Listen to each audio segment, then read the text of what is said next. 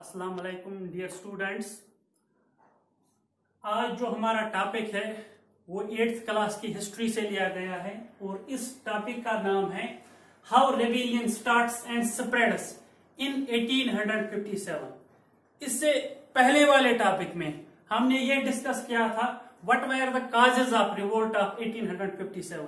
अगर आपने वो वीडियो नहीं देखा है तो मैं आपसे रिक्वेस्ट करता हूं कि आप इसी चैनल पर पहले उस वीडियो को देखिए ताकि आपको यह समझ में आ जाए कि ये रिवोल्ट क्यों हुआ था। अब हम एक्चुअल टॉपिक पर आ जाएंगे जो हमारा आज का टॉपिक है। और जो हमारा आज का टॉपिक है ये है कि ये रिवोल्ट कैसे शुरू हो गया और ये फैला कैसे, फिर ये हिंदुस्तान के किन किन इलाकों में फैला और फैलने की वजह क्या हुई। इसमें हम क्या देखते हैं, 29 मार्च 1857 को 29 मार्च 1857 को एक सोल्जर थे ब्रिटिश आर्मी के। उस सोल्जर का नाम था मंगल पांडे। आपने ये नाम सुना होगा, बॉलीवुड में इस पर एक फिल्म भी बनी थी। मंगल पांडे नाम के एक सोल्जर थे 1857 में जो अंग्रेजों की आर्मी में काम करते थे। तो उस सोल्जर ने क्या किया, उसने बराकपुर में अपने ऑफिसर्स पर हमला कर लिया और उसके इल्जाम में उस सोल्जर को 29 मार्च 1857 में हैंग कर लिया गया, यानी कि उसको फांसी दी गई। मंगल पांडे को हैंग कर लिया गया 29 मार्च 1857 को। क्यों? उस पर यह इल्जाम था कि इसने अपने ऑफिसर्स पर हमला कर लिया है। यह वाक़ा कहां पर होता है? यह वाक़ा होता है बराकपुर में। यह बराकपुर कहां पर वाक़ा है? यह बंगाल में एक जगह है, बराकपुर में। और इसके बाद मीरठ जो दूसरी एक जगह है हिंदुस्तान में, मीरठ में क्या होता है, सिपाहीज at Meerut refused to use the fat greased cartridges. जैसा कि मैंने कल पहली वाली वीडियो में बताया था कि अंग्रेजों ने एक इनफील्ड राइफल लाई थी। उस राइफल में क्या होता था, उसकी जो कार्ट्रिज थी, उस कार्ट्रिज के इस्तेमाल करने से हिंदुस्तानियों के रिलीजियस सेंटिमेंट्स हर्ट हो रहे थे। तो जो सिपाही थे अंग्रेजों की आर्मी में, उन्होंने यह कार्ट्रिज इस्तेमाल करने से मना कर दिया। उन्होंने यह बताया कि हम यह कार्ट्रिज इस्तेमाल नहीं करेंगे। जब उन्होंने ऐसा किया तो अंग्रेजों ने बदले में क्या किया, अंग्रेजों ने 85 सिपाही को सजा दी। और सजा क्या दी, उनको एक तो नौकरी से बरतरफ कर लिया और दूसरा उनके साथ यह व्यवहार किया गया कि उनको सजा दी गई 10 ईयर्स जेल, 10 साल तक आप जेल में रहोगे। बात समझ में आ गई? यानी कि वो सिपाही जिन्होंने ये कार्ट्रिज, ये बंदूक इस्तेमाल करना नहीं माना, उनको ये सजा दी गई कि आपको नौकरी से एक तो बरतरफ कर दिया गया, डिसमिस कर दिया गया, और दूसरी बात यह है कि उनको 10 साल तक जेल में भेज दिया गया। 85 सिपाही यानी कि 85 सिपाही। जब ये मामला होता है, ये मामला होता है 9 मई 1857 को। On 10th May, the soldiers mutinied and released the imprisoned sipahies. They declared a war against Firangis. यानी कि 10 मई को कौन सा वाक़ा होता है? 10 मई को यह वाक़ा होता है। बाकी सिपाही जो थे मीरठ में, वो लोग क्या करते हैं, उन लोगों को ये बात बहुत नागवार गुजरती है। वो ये करते हैं, वो रिवोल्ट करते हैं, वो म्यूटिनी करते हैं। म्यूटिनी का मतलब है कि वो अपने ऑफिसर का हुक्म नहीं मानते हैं। म्यूटिनी टर्म का माने है when soldiers as a group disobey their officers in the army. यानी कि जब बहुत सारे सोल्जर एज ए ग्रुप अपने ऑफिसर का हुक्म ना माने तो इस चीज को कहते हैं कि म्यूटिनी करना। तो सोल्जर्स ने म्यूटिनी कर ली। उन्होंने ये किया, वो सारे सोल्जर्स कहां गए, वो जेल में गए। और वहां पर जेल में जो अंग्रेजों के अफसर थे, उन अफसर का कत्ल कर दिया गया, उनको वहां पर मार दिया गया। और जो भी वहां पर उनका हथियार था, वो हथियार छीन लिया गया, जेल का दरवाजा खोल दिया। और ये 85 प्रिजनर्स जो वहां पर थे, जो सिपाही थे, जिनको एक दिन पहले उस अंग्रेजों ने जेल में डाल दिया था, इन सबों को वहां पर उन्होंने क्या किया, इनको वहां पर छुड़वा दिया। तो ये एक बहुत बड़ा वाक़ा हो गया, ये एक बहुत बड़ा वाक़ा हो गया। उन सबों को छुड़वा दिया और अंग्रेजों की जो प्रॉपर्टी वहां पर थी उसको भी उन्होंने नजरे आतिश कर दिया, उसको भी इन सिपाहियों ने जला दिया। तो इस लिहाज से ये एक बहुत बड़ा वाक़ा है। इसके बाद क्या होता है, अब ये सिपाही सोचते हैं कि अब हम यहाँ क्या करेंगे। अब इनके ख्याल में आता है कि अब हम अंग्रेजों की हुकूमत को उखाड़ लेंगे। जब कभी इंसान ये सोचता है कि मैं इस हुकूमत के खिलाफ बगावत कर लूंगा, मैं उसको उखाड़ डालूंगा, तो उसके जहन में कोई दूसरा अल्टरनेटिव होना चाहिए, तभी वो ऐसी चीज कर सकता है। तो वो दूसरा अल्टरनेटिव भी इन फौजियों के साथ था, वो इन फौजियों के पास था। वो दूसरा अल्टरनेटिव ये था कि अब हम यहाँ पर मुगल डायनास्टी कायम कर लेंगे, मुगल राज कायम कर लेंगे। तो इन्होंने क्या सोचा, इन्होंने सोचा कि अब हम दिल्ली जाएंगे, वहां दिल्ली में जो बादशाह हैं, बहादुर शाह जफर उस वक्त मुगल सल्तनत के आखिरी बादशाह थे, उसको अपना बादशाह बनाएंगे। तो ये सोल्जर्स क्या करते हैं, 10 मई की रात को, 10 मई 1857 दिन में ये वाक़ा करते हैं। 10 मई की रात को ये फ्रॉम मीरठ टू दिल्ली, मीरठ से दिल्ली तक पैदल चले आते हैं। मीरठ से दिल्ली तक पैदल ये सारे सोल्जर्स चले आते हैं। मीरठ से दिल्ली तक तकरीबन 50 किलोमीटर का फासला है। ये 50 किलोमीटर पैदल चले आते हैं और सुबह सवेरे ये दिल्ली पहुंच जाते हैं। जब ये दिल्ली पहुंच जाते हैं, इनकी खबर सारी दिल्ली में जंगल के आग की तरह फैल जाती है। और दिल्ली में जब ये पहुंचते हैं, तो दिल्ली में जो पहले वाले सोल्जर्स, हिंदुस्तान के सोल्जर्स मौजूद थे, उनमें भी उनको पहले से ही अंग्रेजों का गुस्सा था, उनमें पहले से ही अंग्रेजों की नफरत थी। वो भी उबाल पड़ते हैं, वो भी अंग्रेजों के खिलाफ यहाँ पर होते हैं, तो वो भी म्यूटिनी करने लगते हैं। तो फिर ये सोल्जर्स सीधे रेड फोर्ट पर जाते हैं। रेड फोर्ट यानी कि लाल किले पर जाते हैं। जब ये लाल किले पर जाते हैं, तो ये लाल किले का घेरा करते हैं। लाल किले के अंदर बहादुर शाह जफर थे, जो उस वक्त एजिंग थे बहुत, यानी कि जिसकी उम्र काफी हो चुकी थी, वो बूढ़े थे, लड़ने के काबिल नहीं थे। तो ये सिपाही रेड फोर्ट के अंदर दाखिल होते हैं और बहादुर शाह जफर को प्रोक्लेम करते हैं कि आप हमारे लीडर हो, आप हमारे लीडर हो, हम आपके अंडर लड़ेंगे, अंग्रेजों का हम यहाँ पर खात्मा कर लेंगे और आपको बादशाह हम मानते हैं। पहले क्या होता है, ये जो एजिंग एम्परर थे, यानी कि ये जो बूढ़े बादशाह थे बहादुर शाह जफर, पहले वो लड़ने से इनकार करते हैं। पहले वो ये कहते हैं कि मैं नहीं लड़ूंगा अंग्रेजों के खिलाफ, लेकिन बाद में ये सिपाही इसको बहुत इसरार करते हैं। जब ये बहुत इसरार करते हैं, तो वो फिर जंग के मैदान में कूद पड़ते हैं। और वो तस्लीम करते हैं, हाँ चलो ठीक है, अंग्रेजों के खिलाफ लड़ेंगे, हम अपनी सल्तनत वापस ले लेंगे। तो इससे क्या होता है, सिपाहियों में एक उम्मीद जगती है, एक जोश बढ़ता है इनके अंदर। तो यहाँ पर जो ये बहादुर शाह जफर थे, यहाँ पर उसने एक बहुत बड़ा काम किया, जिस काम की वजह से ये रिवोल्ट बहुत जगहों पर फैल गया। तो उसने यहाँ पर क्या काम किया, he wrote letters to various kings and chiefs to organize a confederacy of Indian states and fight the British. यहाँ पर वो यह काम करते हैं, वो सबसे पहले चिट्ठियां लिखते हैं, लेटर्स लिखते हैं। किनको लेटर्स लिखते हैं, बाकी हिंदुस्तान की स्टेट्स जो थी, बाकी हिंदुस्तान की छोटी छोटी सल्तनतें जो थी, उनके जो चीफ्स थे या उनके जो बादशाह थे या नवाब थे, ये बहादुर शाह जफर उन सभी नवाबों को चिट्ठियां भेजते हैं। और इन चिट्ठियों में क्या लिखते हैं कि आप सब खड़े हो जाओ, हम अंग्रेजों के खिलाफ बगावत कर लेंगे, हम अंग्रेजों से अपना इख्तियार वापस छीन लेंगे, अपना मुल्क वापस छीन लेंगे। हालांकि ये छोटा सा काम था, लेकिन तारीख में इसकी काफी अहमियत है। अहमियत इसकी इसलिए है क्योंकि ये जो मुगल डायनास्टी थी, इनका खासा असर रसूख था उस वक्त सारे हिंदुस्तान में, क्योंकि ये बहुत बड़ा खानदान था, बहुत सदियों तक इसने हिंदुस्तान पर हुकूमत की थी। और बहुत सारे नवाब ऐसे भी थे जो अंग्रेजों की वजह से तंग आ गए थे, जिनका जीना महाल कर दिया था अंग्रेजों ने, और जिनको हुकूमत नहीं करने देते थे अंग्रेज अच्छी तरह से। वो रीजन्स मैंने पहले वाले वीडियो में बताए थे कि वो रीजन्स क्या थे। तो वो नवाब जब ये चिट्ठियां देखते हैं, वो बड़े बड़े जमींदार, वो बड़े बड़े चीफ्स जब बहादुर शाह जफर की ये चिट्ठियां पढ़ते हैं, तो वो भी अपनी फौज को खड़ा करते हैं अंग्रेजों के खिलाफ लड़ने के लिए।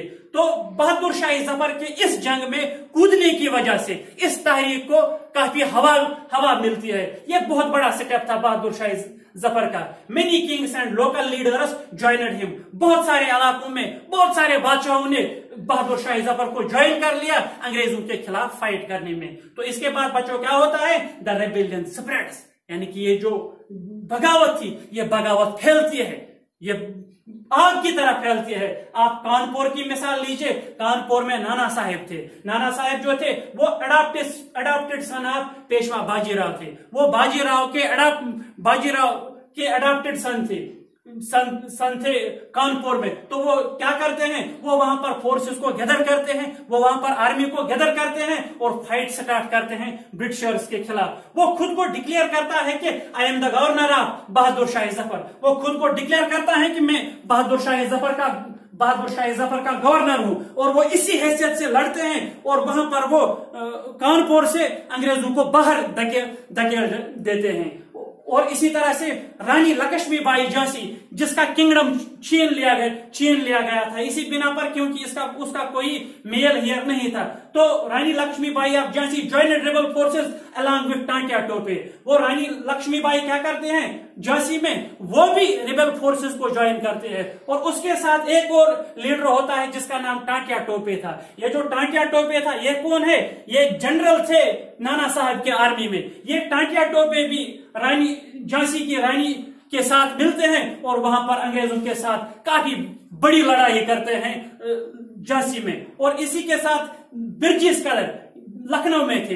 ये लखनऊ के बाद अवध के जो बादशाह थे नवाब वाजिद अली शाह, उनके बेटे थे बिरजिस कदर। इनसे भी अवध की सल्तनत वहां छीन ली गई थी। ये बिरजिस कदर क्या करते हैं, ये खुद को डिक्लेयर करते हैं कि मैं यहाँ का नया नवाब हूं, मैं अवध का नया नवाब हूं।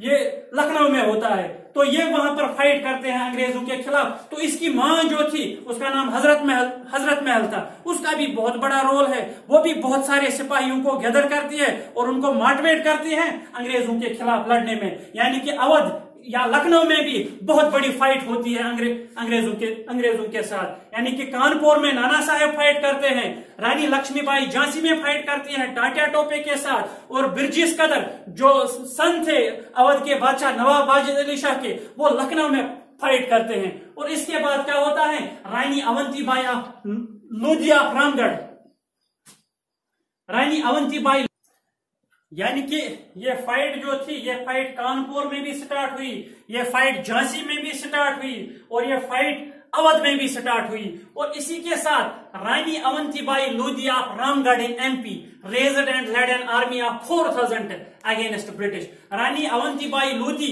इसका नाम था, ये रामगढ़ में है। रामगढ़ एक जगह है मध्य प्रदेश में। तो इस रानी अवंतीबाई ने वहां पर क्या किया, इसने 4000 फौजियों की एक आर्मी खड़े की, और उन फौजियों के साथ ये खुद लड़ती रही अंग्रेजों के साथ मध्य प्रदेश में। यानी कि मतलब ये है कि ये जो रिवोल्ट है ये तकरीबन आधे से हिंदुस्तान में उस वक्त फैल गया था, और ये एक साथ चल रहा था। पहले दिन उन्होंने दिल्ली पर कब्जा कर लिया था इन फौजियों ने, और फिर ये दूसरे इलाकों में फैलता गया ये रिवोल्ट। इसके साथ एक और वजह भी हुई, many new leaders came up. इस लड़ाई की वजह से, इस रेबेलियन की वजह से बहुत सारे नए लीडर वजूद में आ गए जो इससे पहले लीडर नहीं थे, लेकिन लड़ाई में उन लोगों ने कुछ ऐसा रोल किया, वो भी फिर लीडर बन गए, वो लीडरों की तरह लड़ने लगे। इसी तरह का एक लीडर है अहमदुल्ला शाह। हालांकि ये एक मौलवी साहब थे, अहमदुल्ला शाह ये एक मौलवी थे, लेकिन अगर आप हिस्ट्री की किताबें पढ़ेंगे आपको हर एक जगह पर इस अहमदुल्ला शाह का नाम मिलेगा। ये एक मौलवी थे, फैजाबाद के मौलवी। उन्होंने पेशन गोई की कि अंग्रेजों का दौर जो है वो जल्दी खत्म होने वाला है, वो दौर जल्दी खत्म होने वाला है, और फिर से मुगल बादशाहों का दौर आने वाला है, एक अच्छा दौर आने वाला है। ये जुल्म जो है, ये जुल्म बहुत जल्दी मिटने वाला है। इन्होंने अपने बहुत सारे सपोर्टर्स को जमा किया, क्योंकि ये वाइज भी बहुत अच्छे थे, इसलिए ये खुद ही raised a huge force of supporters. इसने अपने सपोर्टर्स का एक बहुत बड़ी जमात खड़ी की, और ये himself came to Lucknow to fight the British. ये जो अहमदुल्ला शाह थे, ये खुद लखनऊ चले गए अपने इन साथियों के साथ, अपने इन सपोर्टर्स के साथ, और ये खुद मौलवी होते हुए भी खुद जंग के मैदान में कूद गए, और लखनऊ में यानी कि अवध में ये खुद अंग्रेजों के साथ फाइट कर रहे थे। अवध में इस लड़ाई का बहुत ज्यादा असर देखा गया है। और इसके साथ दिल्ली में जो भी गाजीज थे या जो भी रिलीजियस लीडर्स थे मुसलमानों के, उस वक्त क्या हुआ था, जो मुसलमानों के रिलीजियस लीडर्स थे या जो मुसलमानों के गाजीज थे, उन्होंने फतवा लगा लिया था, मुसलमानों को हुक्म दिया था कि आपको अंग्रेजों के खिलाफ लड़ना जिहाद के बराबर है, यानी कि आपके लिए यह जिहाद है, आप लड़ो अंग्रेजों के खिलाफ। तो उसकी वजह से क्या हुआ, बहुत सारे मुसलमान जो दिल्ली में थे वो अपने घरों से निकलकर अंग्रेजों के खिलाफ लड़ने लगे। एक तो दिल्ली में लड़ने लगे, दूसरे इसके अलावा बाकी जगहों पर भी वो गए अंग्रेजों के खिलाफ लड़ने के लिए। मतलब यह है कि अंग्रेजों का बहुत ज्यादा नुकसान हुआ उस वक्त। और इसी तरह से दिल्ली में ही एक ऐसा ही लीडर है जो उस वक्त तक लीडर नहीं था, लेकिन इस जंग की वजह से लीडर बन गया। उस लीडर का नाम है बख्त खान। हालांकि ये एक सोल्जर थे, बरेली में ये सोल्जर थे। बरेली में ये सोल्जर थे। जब दिल्ली में वो मीरठ से वो सारी सोल्जर्स दिल्ली आए तो इस बख्त खान ने क्या किया, इसने वहां पर इन सोल्जर्स की कमांड की और ये उसने वहां पर खुद चार्ज लिया लड़ाई का, और ये कमांड कर रहे थे सोल्जर्स को अंग्रेजों को खत्म करने में। ये बख्त खान भी इसी लड़ाई के दौरान उभर कर आया। इसको भी एक ऐसा लीडर माना जाता है जो लड़ाई के दौरान ही उभरा और जिसने बहुत अच्छा रोल किया अंग्रेजों के खिलाफ लड़ने में, या अंग्रेजों के खिलाफ फौजियों को एकजुट करने में। इसी तरह से बिहार में एक बूढ़े जमींदार थे, उस जमींदार का नाम कुंवर सिंह था। उसने बिहार में वहां पर फाइट शुरू की। उसने भी वहां पर रिबल सिपाहीज जो थे, वो सिपाहीज जो अंग्रेजों के खिलाफ थे, इसने भी उनको ज्वाइन किया और ये लीडर होकर इन रिबेल्स को साथ लेकर अंग्रेजों के खिलाफ लड़ते रहे। यानी कि उस वक्त अंग्रेजों पर एक खौफ की हालत तारी थी। हर एक जगह अंग्रेजों को मारा जाता था, उनकी प्रॉपर्टियों को जला दिया जाता था, उनकी बिल्डिंग्स को जला दिया जाता था। हालांकि इस लड़ाई की शुरुआत तो फौजियों ने की थी, एक म्यूटिनी से इस लड़ाई की शुरुआत फौजियों ने की थी, लेकिन बाकी एलिमेंट्स जो समाज के थे, बाकी एलिमेंट्स जो हमारी सोसाइटी के थे, उन पर भी अंग्रेजों ने काफी इस्तेसाल किया था। इसलिए वो लोग भी इस लड़ाई में कूद पड़े, चाहे वो आर्टिजनस थे, चाहे वो वीवर्स थे, चाहे वो गरीब पीजेंट्स थे, चाहे वो ट्राइबल्स थे। वो सारे लोग एकजुट होकर अंग्रेजों के खिलाफ इस लड़ाई में कूद पड़े। वो अपने हथियार लेकर अंग्रेजों के खिलाफ कूद पड़े और इस लड़ाई के दौरान अंग्रेजों को बहुत सारा नुकसान हुआ। बहुत सारे अंग्रेज अफसर्स थे जिनको जिंदा मौत के घाट उतार दिया गया। और इसीलिए कुछ हिस्टोरियंस इस लड़ाई को कॉलोनियलिज्म के खिलाफ दुनिया में किसी भी जगह पर सबसे बड़ी लड़ाई मान लेते हैं, क्योंकि इस लड़ाई में सिर्फ लोगों का ही हाथ नहीं था, बल्कि इस लड़ाई में फौजियों का हाथ भी था, इस लड़ाई में पीजेंट्स का हाथ भी था, इस लड़ाई में जमींदारों का हाथ भी था, इस लड़ाई में चीफ्स का हाथ भी था। इसलिए इस लड़ाई को हिंदुस्तान की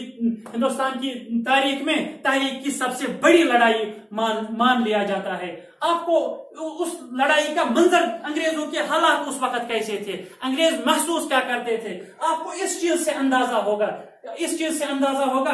on 6 May 1857, 6 May 1857, we find a telegram sent by Lieutenant Colonel Tytler to his commander-in-chief expressing the fear felt by British। यानी कि 6 मई का एक टेलीग्राम देखा गया है। टेलीग्राम जैसे हम आज SMS करते हैं, किसी को मैसेज भेजते हैं, इसी तरह उस वक्त जो भेजते थे मैसेज, उसको टेलीग्राम कहते हैं। और एक टेलीग्राम देखा गया है उस वक्त का, जो कि अंग्रेजों के एक लेफ्टिनेंट यानी कि एक अफसर, लेफ्टिनेंट कॉलोनल टाइटलर उसका नाम था, उसने अपने कमांडर इन चीफ को एक टेलीग्राम भेजा और उस टेलीग्राम में वो जाहिर करता है कि हम पर कितनी खौफ तारी है हिंदुस्तानियों की वजह से। उस टेलीग्राम में वो क्या लिखता है अपने अफसर को, यानी कि एक टाइटलर जो लेफ्टिनेंट कॉलोनल खुद थे, वो अपने अफसर को लिखता है, our men are coward by the numbers opposite to them and the endless fighting, every village is held against us, the zamindars have risen